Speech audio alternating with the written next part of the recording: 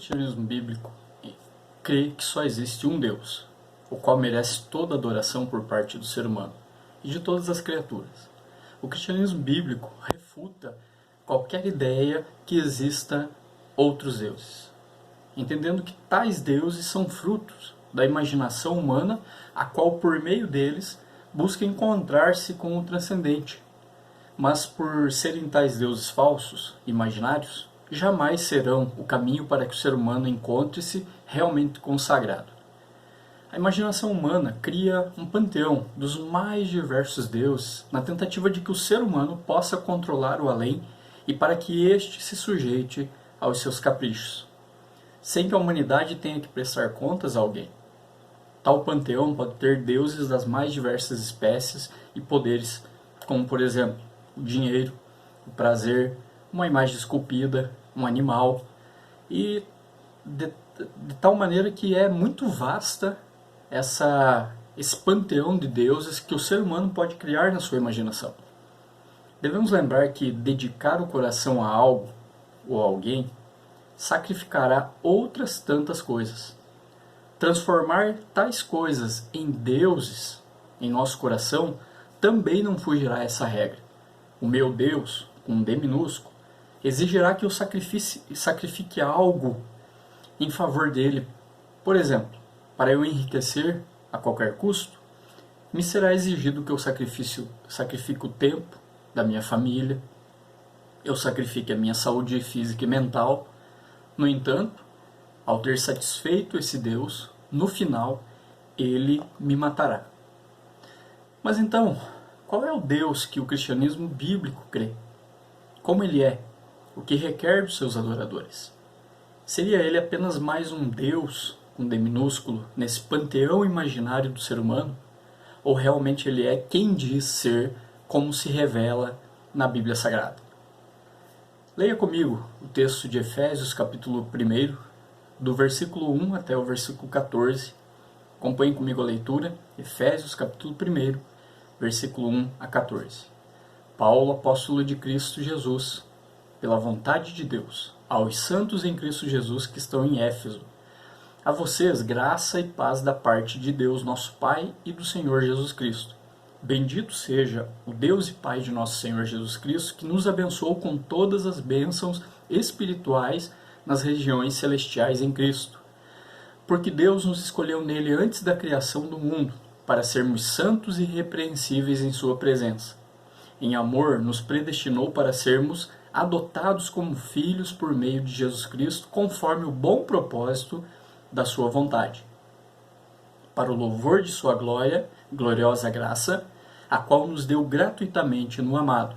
Nele temos a redenção por meio de seu sangue, o perdão dos pecados de acordo com as riquezas da graça de Deus, a qual ele derramou sobre nós com toda a sabedoria e entendimento, e nos revelou o mistério da sua vontade de acordo com o seu bom propósito que ele estabeleceu em Cristo, isto é, de fazer convergir em Cristo todas as coisas, celestiais ou terrenas, na dispensação da plenitude dos tempos.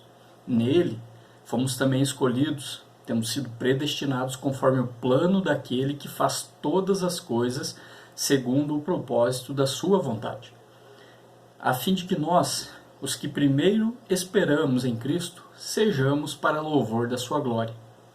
Quando vocês ouviram e creram na palavra da verdade, o evangelho que os salvou, vocês foram selados em Cristo com o Espírito Santo da promessa, que é a garantia da nossa herança até a redenção daqueles que pertencem a Deus para louvor da sua glória. A Bíblia revela Deus como sendo um em essência e que subsiste em três pessoas. Perceba, a Bíblia nunca se refere a três deuses em igual poder, mas a um único Deus poderoso e soberano. Embora Deus seja um só, ele se revela, por meio da Bíblia Sagrada, em três pessoas e exige ser adorado dessa maneira. O cristianismo bíblico, portanto, não adora três deuses, mas somente um que subsiste em três pessoas, o Pai, o Filho e o Espírito Santo, iguais em poder, majestade e glória. O cristianismo bíblico adora esse Deus trino, buscando compreender e respeitar cada uma das peculiaridades das pessoas divinas. O texto de Efésios inicia com o apóstolo Paulo se apresentando como sendo uma testemunha do Senhor ressurreto, com autoridade conferida por Deus para realizar milagres e proclamar a palavra divina, revelada diretamente a ele. Ou seja, o apóstolo ele apresenta aos seus leitores credenciais de autoridade para escrever e ensinar o que seria transmitido por meio dessa carta, logo, um ensino verdadeiro. O que Paulo vai nos apresenta na carta de Efésios, né? Capítulo 1 que a gente leu, é com autoridade. Deus deu para ele essa autoridade, porque ele recebeu, conforme o próprio apóstolo fala em outros textos, do próprio Senhor. Ele recebeu a palavra para ensinar a palavra para a igreja, né, no mundo todo. Paulo deseja então que seus leitores eles desfrutem da graça, que é o propósito amoroso de Deus e seu poder salvador dos pecadores, e trazer essas pessoas por meio da graça a Deus. Deus, então, por meio da sua graça, ele traz a ele mesmo pecadores. E esses pecadores, então, vão poder se relacionar de forma harmoniosa, por causa da graça de Deus, com Deus mesmo e com os demais cristãos. Paulo diz no texto que essa graça ela provém de um pai, o pai de seu povo, e este pai é Deus. E também provém de Jesus Cristo, que é o Senhor do seu povo. Em seguida, Paulo, por conta de Deus ser gracioso para com o seu povo, chama Deus de bendito e escreve que esse Deus bendito é pai de Jesus Cristo. Percebamos como é maravilhosa essa referência em que o apóstolo Paulo atribui a paternidade de Deus para com seu filho. E estende essa paternidade ao povo de Deus. Deus é pai de Jesus Cristo, e Paulo revela em Efésios que Deus é pai também da igreja, do povo de Deus. Que privilégio é para todo aquele que conhece a Deus, por meio de Jesus, poder chamar Deus de pai. Tais pessoas jamais estarão sós. Paulo revela ainda que Deus abençoou o seu povo com bênçãos espirituais através de Jesus. Então Paulo fala sobre tais bênçãos, quando diz que antes de o povo de Deus ter condições dadas por Deus mesmo para escolher, Deus os escolheu. E para isso Jesus foi nosso representante, para que isso fosse possível. E Deus escolheu seu povo para que este povo viva de maneira santa e irrepreensível em sua presença. Essa eleição, então, ela produz no povo de Deus, conforme o texto diz, santidade.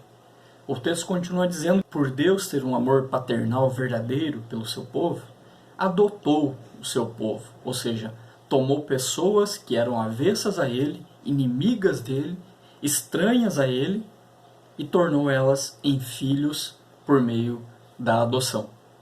Essa adoção ocorreu porque, segundo o texto, Deus tem um bom propósito em sua vontade, para ser feito em favor do seu povo. Esse favor não foi baseado em alguma coisa que o seu povo tinha em si, mas apenas no amor dele para com os seus, para que o nome dele seja glorificado por causa da sua graça. Assim, seu povo tem condições de adorá-lo. Graça essa que veio sobre eles através do Filho amado de Deus, Jesus Cristo. Paulo diz que por meio de Jesus, o povo de Deus foi redimido de seus pecados, recebendo através do sangue de Jesus perdão dos pecados, pois Deus é a única pessoa rica em graça. O Filho satisfez a justiça divina por meio do seu sangue derramado na cruz, para que os pecadores eleitos recebessem permanentemente o perdão de seus pecados e assim pudessem usufruir de comunhão e paz com Deus. A graça de Deus foi derramada sobre o povo dele, de forma intensa, de forma grandiosa, para que esse povo viesse a reconhecê-lo como o único Deus vivo e verdadeiro. E assim, o seu povo veio a conhecer o mistério da sua vontade, ou seja, o plano eterno de Deus que se centraliza na pessoa de Cristo. Pois conhecer a Cristo é conhecer a Deus. Entender que todas as coisas convergidas a Cristo são convergidas ao próprio Deus, ou seja, todo o universo e todas as criaturas se submetem a Cristo como seu cabeça e seu governante. Por isso, a salvação do povo de Deus também só é possível por meio de Cristo. E essa salvação permite ao povo de Deus receber o direito de desfrutar do reino de Deus como filhos adotivos. Por meio da sua providência, Deus controla cada evento de acordo com o seu plano eterno, de forma que o seu povo seja salvo e entre na glória celestial. O povo de Deus existe para louvor da glória dele. Deus está completamente envolvido na salvação que proporciona ao seu povo, onde a salvação que foi ordenada pelo Pai foi conquistada pelo Filho e é aplicada pelo Espírito Santo.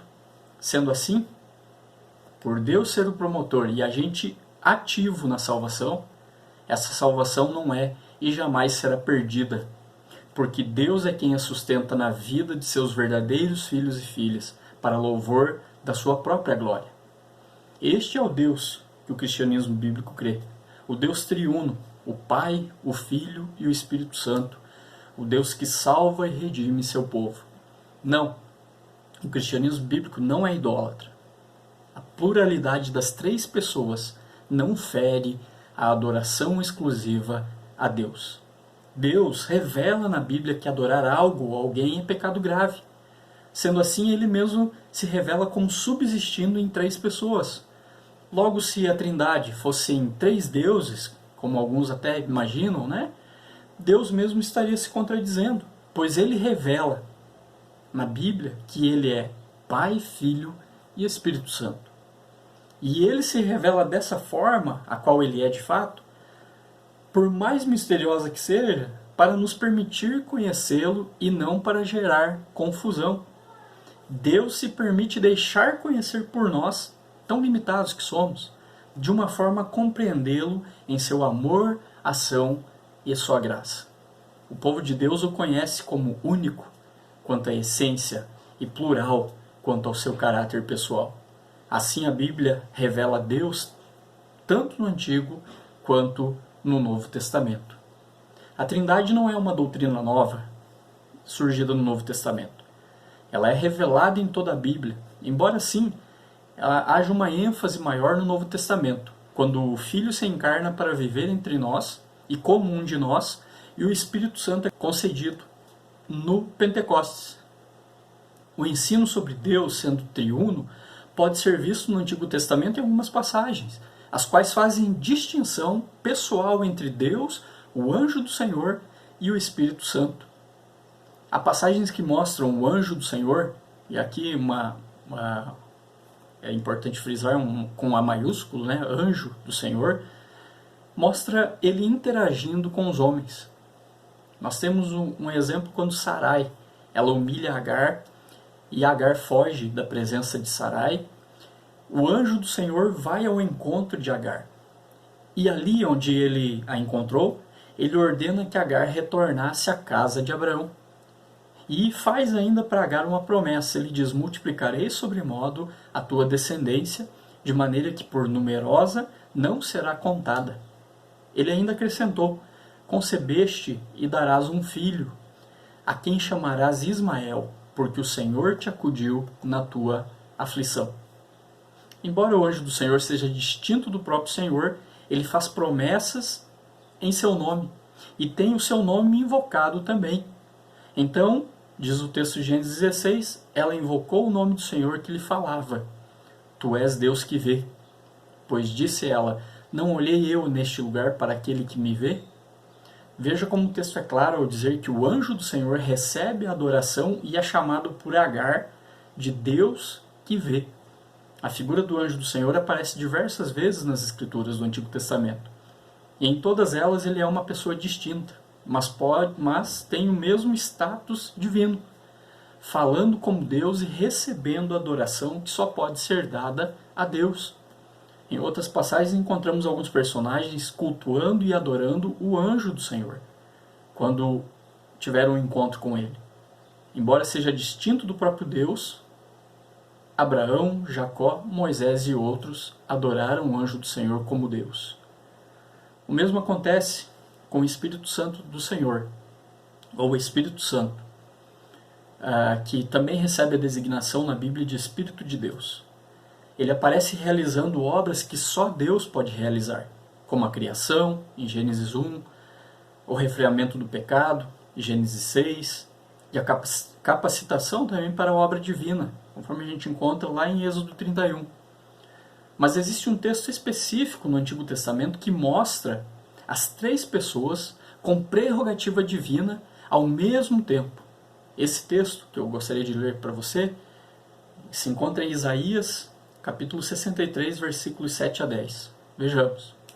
Falarei da bondade do Senhor, dos seus gloriosos feitos, por tudo que o Senhor fez por nós, sim, de quanto bem Ele fez à nação de Israel, conforme a sua compaixão e a grandeza da sua bondade.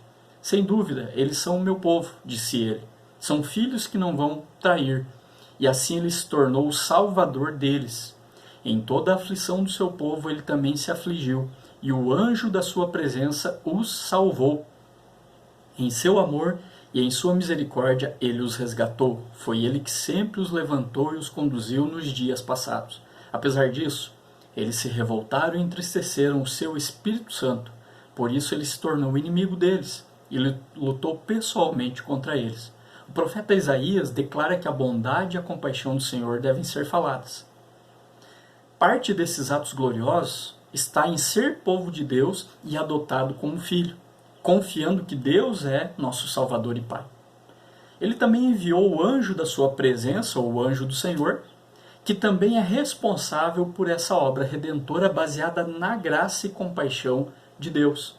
No entanto, o texto diz, eles entristeceram quem? O Espírito Santo que neles habitava. Assim, portanto, todas as três pessoas que conhecemos como Trindade Santíssima estão claramente envolvidas nas obras da criação, providência e redenção, já no Antigo Testamento. Jesus procede humanamente da linhagem prometida de Abraão, lá em Mateus 1. Mas, ao mesmo tempo, é o Emanuel, o próprio Deus conosco, conforme diz em Mateus 1, 22 e 23. João registra que ele é o Verbo encarnado, pessoa distinta de Deus Pai, mas que também é Deus e sempre esteve com Deus. João capítulo 1, versículo 1 a 3. Agora, porém, ele se fez carne e habitou entre nós, revelando a glória do Pai. João capítulo 1, 14. Da mesma maneira, o Espírito nos é apresentado como uma pessoa que pode ser entristecida. Ele perscruta, seleciona e revela. Pecar contra o Espírito é pecar contra o próprio Deus.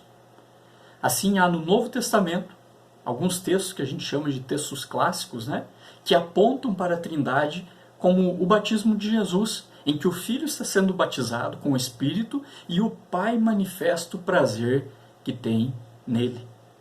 Lá em Mateus capítulo 3, versículos 16 a 17. A própria fórmula batismal ensinada por Jesus, ela contém esse padrão. Ela apresenta a Trindade. Jesus falou: Ide, fazei discípulos de todas as nações, batizando-os em nome do Pai, do Filho e do Espírito Santo. Mateus capítulo 28. Bem como a bênção apostólica, onde o apóstolo Paulo, lá em 2 Coríntios capítulo 13, vai dizer: a graça do Senhor Jesus Cristo e o amor de Deus e a comunhão do Espírito Santo sejam com todos vós. Deus se revela assim, de maneira que possamos compreendê-lo, de maneira que possamos também conhecê-lo para adorá-lo corretamente. Ele se apresenta como uma Trindade Santa. Eu costumo dizer que você adora aquilo que você acredita.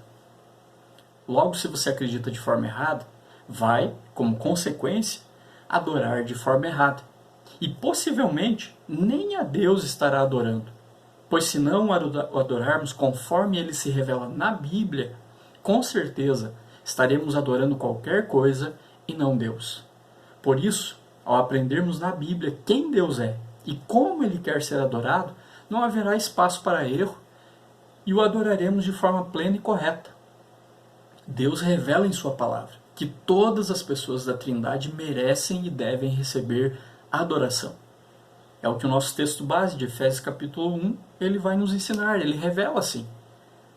Primeiro, conforme nós lemos, nos é dito que Deus Pai nos tem abençoado com todas as bênçãos espirituais. Toda e cada bênção que nos é dada vem das mãos de quem? De Deus. O texto nos conta que não existe nada de bom que possa nos abençoar a parte de Deus. Outro ponto interessante no texto é observar o termo em Cristo. Quando você lê a Bíblia, cuide para não ler de forma muito apressada, mas preste atenção muitas vezes em alguns termos que se repetem no texto. Eles estão ali de forma para serem importantes, para darem um contexto, um sentido para o texto de forma muito importante. E nesse texto se repete o termo em Cristo em alguns momentos. Ele estará presente, esse termo, em toda essa passagem. Por quê? Ele vai demonstrar que nada que foi feito em nosso favor, que somos o povo de Deus, é na realidade por nossa causa. Só nos foi dada e derramada tamanha graça porque Cristo é o nosso intercessor e mediador. Ele é o nosso representante diante de Deus Pai. Após isso, nós aprendemos que o Pai nos escolheu nele antes da fundação do mundo ou da criação e nos predestinou em amor. Aqui é importante novamente frisar que é impossível negar as afirmações bíblicas sobre a predestinação de pessoas individualmente. Deus predestinou tais pessoas para adorá-lo eternamente. É isso que a Bíblia ensina. O objetivo da obra do Pai é dar a Ele mesmo o louvor da glória de sua graça. O louvor da glória de Deus é o objetivo principal da salvação. Tudo vem acoplado e é dirigido por esse propósito. Deus enviou seu Filho para louvor da sua própria glória. Quando compreendemos que Deus ama e está preocupado com a manifestação da sua própria glória, aprendemos a respeito do ser de Deus e das boas obras que Ele realiza. A obra de Deus Pai tem como objetivo levar-nos à sua adoração. Na continuação do texto, Paulo enfatiza aqui qual foi o papel do Filho na nossa salvação. Jesus é o verdadeiro amado, ou seja, todos nós recebemos o amor de Deus através de Jesus. A obra do nosso Senhor Jesus consistiu em fazer-nos obter a redenção pelo seu sangue, a remissão dos nossos pecados. Este parece ser o cerne da nossa salvação. Ou seja, é aquilo que nos atinge diretamente. Jesus morreu para nos salvar. Ele precisou morrer na cruz, derramar o seu sangue para que o seu povo fosse salvo. Embora a redenção efetuada por Cristo ela seja cósmica e atinja todo o universo, sim, de forma particular, ela é o derramamento grandioso da graça de Deus sobre o povo de Deus.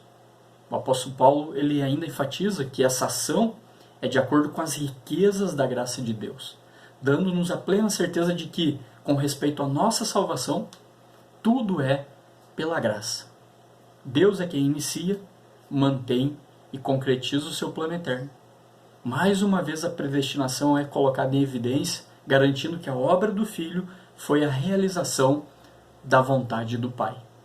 O objetivo da obra do Filho também é a glória de Deus, através de nós, povo de Deus.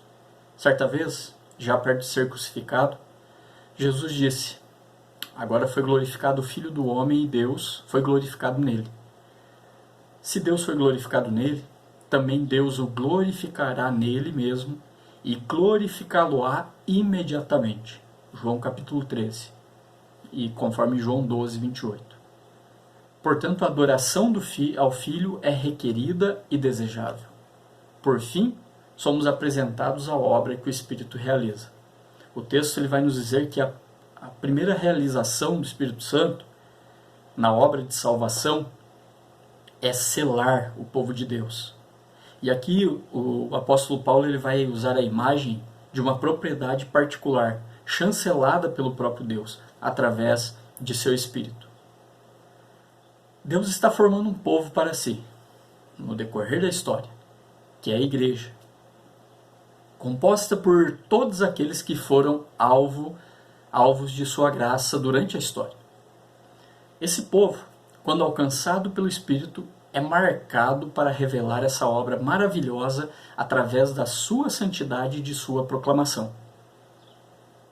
O povo de Deus demonstra na vida prática, que é o povo de Deus de fato, porque procura viver em santidade e proclamar a verdade, a palavra de Deus, para trazer glória para Deus.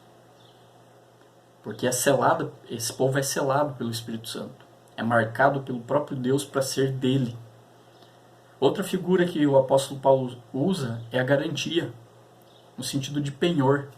O Espírito Santo, além de nos fazer propriedade do Senhor, ele próprio é a garantia que temos da consumação da obra de salvação em nós. Ou seja, ninguém que foi alcançado pela graça, tendo sido eleito pelo Pai, resgatado pelo Filho e selado pelo Espírito Santo, pode perder a salvação. Ela é uma obra de Deus em nós. O objetivo da obra do Espírito em nós é muito claro: o louvor da sua glória. De novo, a glória de Deus é o alvo, ela é destacada, e foi por causa dela que ele operou tão grande salvação. O Espírito nos conduz à correta adoração a Deus, e é alvo também do nosso culto. No entanto, como parte da obra do Espírito, seu prazer é ver o Filho glorificado, de sorte que temos certeza da ação do Espírito na vida dos adoradores, quando estes glorificam ao Filho com seu culto e testemunho. Como é interessante aprendermos, como Deus se revela na Bíblia. O próprio e único Deus, o Criador do Universo, permitindo que o possamos conhecer e nos dando esse privilégio, a fim de desfrutarmos de um relacionamento exclusivo com Ele. Isso é maravilhoso. Aqui fica uma pergunta: você já tem desfrutado, já desfruta desse maravilhoso relacionamento com o Criador do Universo por conhecê-lo? Se não conhece, fica aqui o convite para você ler a Bíblia, que é onde Deus se revela ao ser humano, de forma especial, de forma salvífica, para conhecê-lo. Com certeza nós queremos acertar em nossa adoração a Deus. E somente a Bíblia deve ser o nosso referencial para que adoremos o Pai, o Filho e o Espírito Santo conforme Ele quer ser adorado. Em se tratando de Deus, a conta não está errada. 1 mais 1 mais 1 é igual a 1.